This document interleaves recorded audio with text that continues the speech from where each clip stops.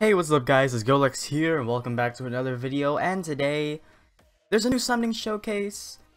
Instead of summoning, I'm gonna talk about it. I won't be summoning mainly because I'm just gonna be waiting for Dragalia for now on, because you know, you can get a bunch of Eldwater and also a bunch of characters as well, and I'm pretty sure these characters will also be in a normal in a normal pool, so I can potentially get the featured unit on one of the 5-star adventurer summons whenever that comes, whenever she goes into the pool, I mean. But you know what, there was okay, if you watch PewDiePie, there was a bonus meme. You get 1,000 years of good luck bonus meme. It's you know, I said I wasn't gonna summon, but I'm gonna do it anyway. Come on, it would have been nice if it was like one of the 5-star wrymprints, because some of the 5-star wrymprints are actually really good. But, you know, let's just get onto the banner. I honestly should have just saved that for to break my pity rate later, but you know, whatever. Well, not break, increase, I mean. So we hop into the notices.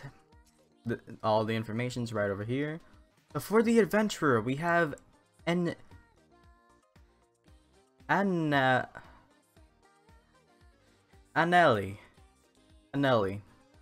I really hope I'm saying that right.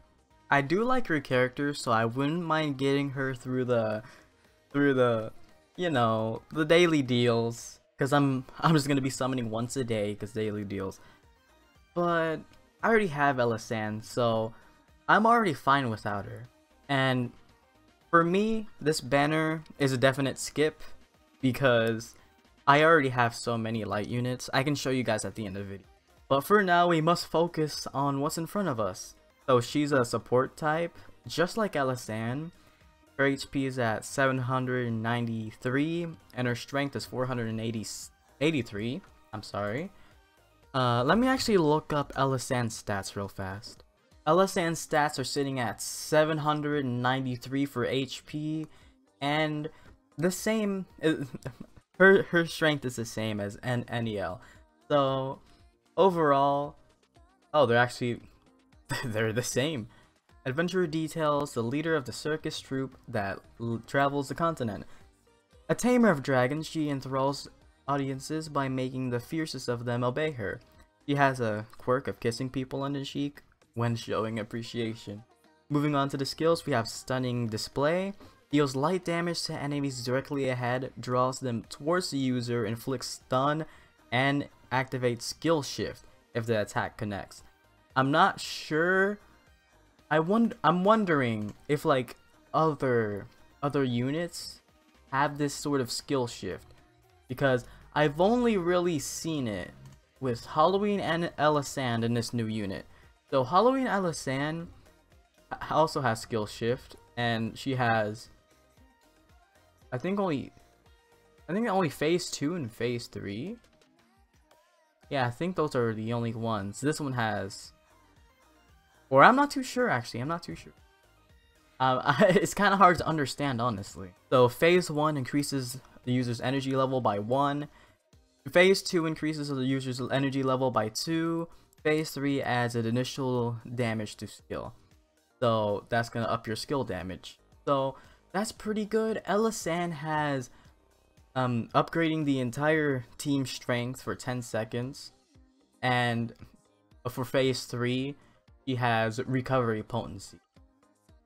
So I'm thinking Ellis Ann might be the better pick here, because she also has the option to heal others. And also, Ellis Ann can boost the team strength. So I think that would be really good. And from here, stunning display only increases the user's energy level. It doesn't increase everybody's energy level. So I think that might kind of put her down the drain when comparing to Ellis Ann. Smiles on Parade deals light damage to enemies directly ahead and increases the entire team's energy by 2 stages. When an adventurer's energy level reaches 5, they will become energized, and their next attack or recovery skill will be upgraded. At this point, any applicable skill will reset that adventurer's energy level to 0. Now, I'm gonna take a second to compare this to Lucretia, which I'm going to pull up in a bit. Lucretia is the first 5-star unit we've gotten who increases energy levels. Her first skill increases everybody's energy levels by 1. And I think that's it. Only 1. So her second skill might be pretty good. That will be pretty good depending on how much SP cost it takes. Now let me just look that. Okay, so for now, with Lucretia, it takes 3.5k, and for the new adventurer, it takes 10k. Okay, that takes way too long to charge. So I think Lucretia can probably do that. And also, wait, no, that also deals damage as well. So let me just eat that out for a second. But Lucretia can do it 2 times much sooner. And give everybody 2 energy levels. So that's a bit, it doesn't seem that good. And of course her recall ability is plus 15 to everybody's HP, and her abilities are HP 70%. Okay, this is what makes her pretty good. Skill damage plus 35%. So if her HP is 70% and above, skill damage plus 35%. So she's gonna be dealing lots of damage. And also, if she's combined with the wrymprint I'm gonna talk about a bit more into this video, then she's gonna be a lot more stronger. And along with Ellis Ann too.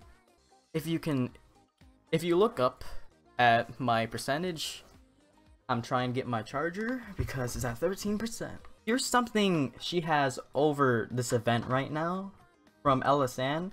Ellis Ann has curse res, while I'm sorry, I can't.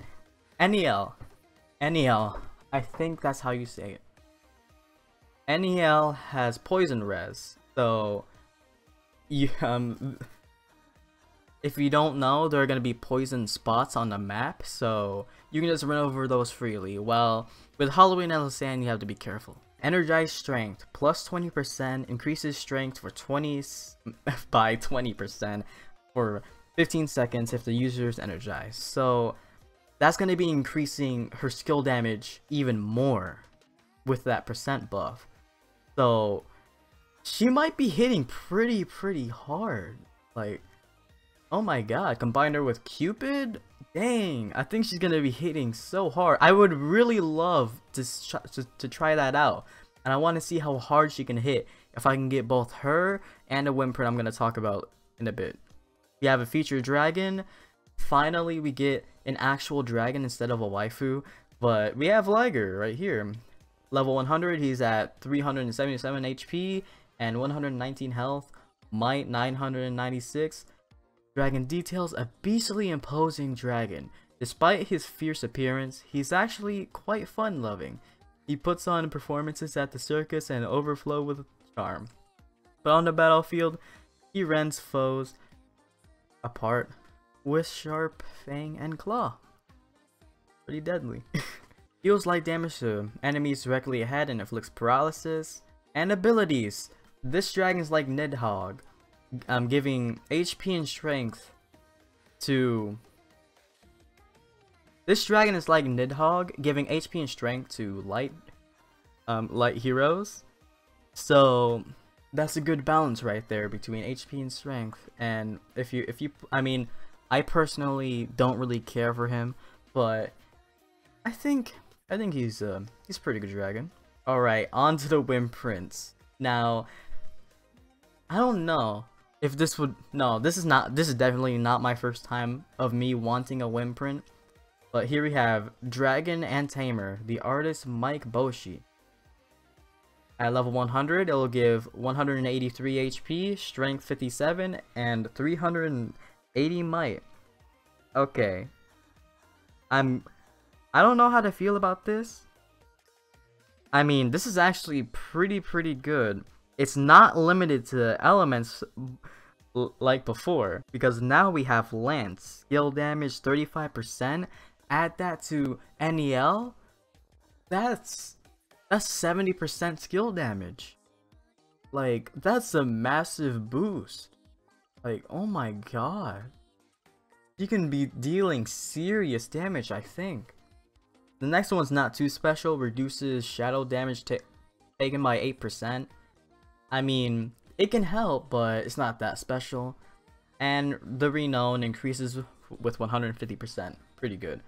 I also just want these to, you know, just increase my farming, because right now it's gonna take a while. Stellar Show, artist is Reno. Level 100, HP 176, strength 65, abilities Force Strike 40%, critical damage plus 13, and renown. This reminds me of that one wrymprint. Let me just check it real fast. Yeah, the one I'm talking about is a Warrioresses, and it gives 30% at max, and also critical damage 10 at max. So basically, this is a better Warrioresses. Overall, on if you should summon or not, I think this could be a skip, because, well, it really depends on what you have, and me, I definitely don't need to summon on this banner. Wait. There's actually some stuff we didn't go over. Okay, I was about to just completely avoid this. Okay, hold on. Alright, instead I'll have to pull this up on a wiki, because it's not gonna show up in game. So we have 2 new adventurers, 1 fire and another light. And the fire one is a 3-star. I didn't look much into them, but now I'll be able to see them. So these new heroes are Marty and Fritz. Fritz is in the story, but for some reason Marty is in. He's the self-proclaimed ultimate treasure hunter. His exploration skills are unmatched, and he's never been duped by a trap. His dream is to open a museum with numerous treasures he's found and bring happiness to everyone. Seems like a nice guy. He's a sword unit, fire, and his max HP is 749 and his max strength is 411. He's a defense class unit, rarity 3-star.